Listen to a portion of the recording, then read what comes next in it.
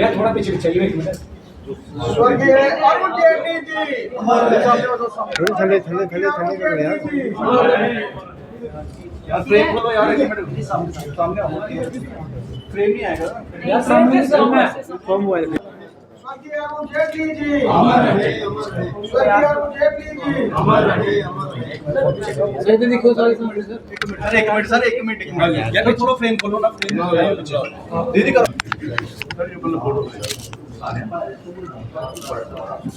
जी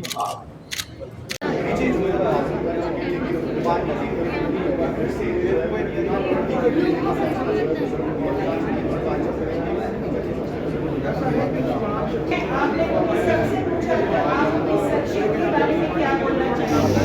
मेरे से ज़्यादा वो बोलेंगे, वो कभी भी मरता नहीं है, वो अमर ही रहता है।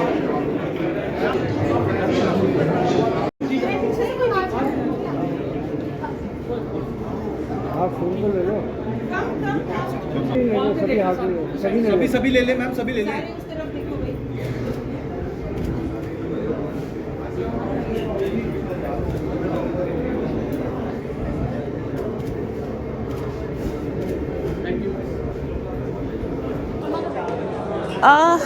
भारतवर्ष को हमको एक परिवार के हिसाब से जो घाटा हुआ है वो तो एक चीज़ है, पर भारतवर्ष को उनका घाटा हुआ।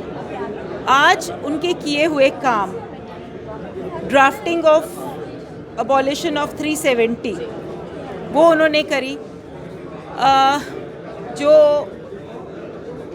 जो कि एक डिफेंस मिनिस्टर के हिसाब से उन्होंने जो काम किए हैं शायद आपको कोई डिफेंस पर्सनल्स ही बता सकते हैं, क्योंकि जब वो पहले दिन अपना उन्होंने कारोबार संभाला डिफेंस मिनिस्ट्री का, मैं छोटे छोटे इंसिडेंट्स बताती हूँ आपको।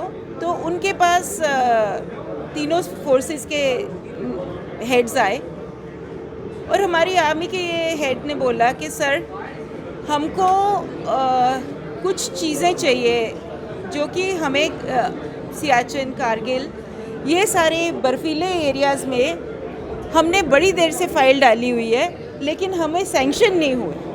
तो उन्होंने बोला वो क्या है? उन्होंने बोला हमारे बड़े लोग मर जाते हैं ये नहीं होने से, और वो थे स्नोमोबिल्स। आप बिलीव नहीं करेंगे, जैसे ही वो उनके रूम से बाहर गए और वो अपने ऑफिस पहुंचे, उनके वो सैंक्शन हो चुके थे और जल्द से जल्द उनको वो उपलब्ध कराए गए।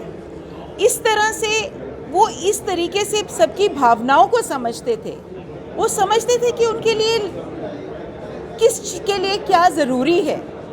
उन्होंने कभी किसी को नाजायज़ फ़ायदा नहीं उठाने दिया। शायद इसी के कारण लोग उनकी बड़ी मुखालफत भी करते थे, लेकिन उनके अपने सिद्धांत थे।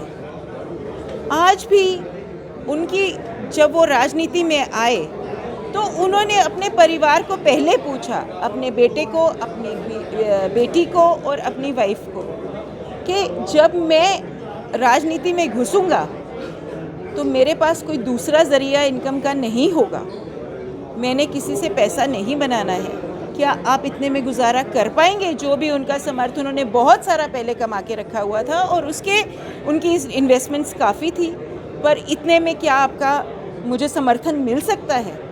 उन सब ने हाँ बोला। ये तो हुई उनकी बात।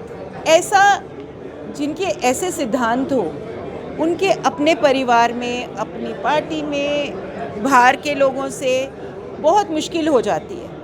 विदेश में भी जो उन्होंने अपना नाम बनाया, जिस तरीके से उन्होंने अपना इज़्ज़त मान बनाया, जिस तरीके से प्रधानमंत्री ने उनको इज़्ज़त दी, उनकी दोस्ती सराहनीय है।